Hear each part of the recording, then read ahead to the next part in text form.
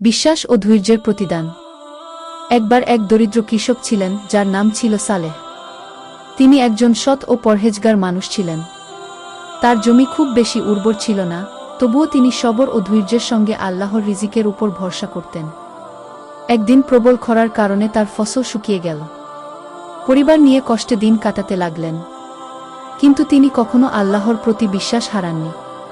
প্রতি রাতে তাহাজ্জুদ পড়তেন এবং আল্লাহর কাছে দোয়া করতেন যেন তিনি তার কষ্ট লাঘব করেন। একদিন সকালে তিনি মসজিদে যাচ্ছিলেন, পথে একটি থলিতে মোড়ানো কিছু দেখতে পেলেন। খুলে দেখলেন তাতে কিছু স্বর্ণমুদ্রা আছে। তিনি খুশি হলেন না, বরং চিন্তিত হলেন, এটা নিশ্চয়ই কারো হারানো সম্পদ। তিনি দ্রুত গ্রামের মসজিদের ইমামের কাছে গেলেন এবং বললেন, হুজুর, আমি রাস্তায় কিছু স্বর্ণমুদ্রা পেয়েছি। যদি কোনো প্রকৃত মালিক এসে দাবি করে তাহলে তাকে যেন ফিরিয়ে দেওয়া হয়। ইমাম সাহেব বললেন, সালেহ, তুমি কত সৎ। আমরা 3 দিন অপেক্ষা করব।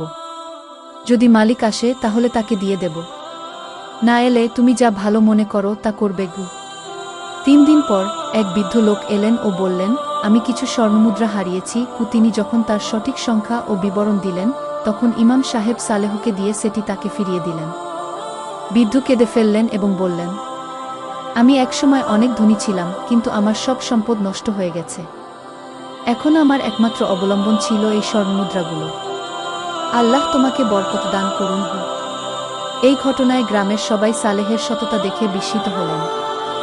আল্লাহ তার ধৈর্যের পুরস্কার দিলেন। কিছুদিন পর এক ধনী ব্যবসায়ী সালেহের সততা ও বিশ্বাস দেখে তাকে তার ব্যবসার অংশীদার করেন। ধীরে ধীরে সালেহের অবস্থা ভালো হয়ে যায় এবং তিনি আরও বেশি ইবাদতে মগ্ন হয়ে যান। এই গল্প আমাদের শিক্ষা দেয় যে ধৈর্য, বিশ্বাস ও সততা সবসময় আল্লাহর রহমতের পথে নিয়ে যায়। আল্লাহ সবরের মানুষকে কখনো নিরাশ করেন না।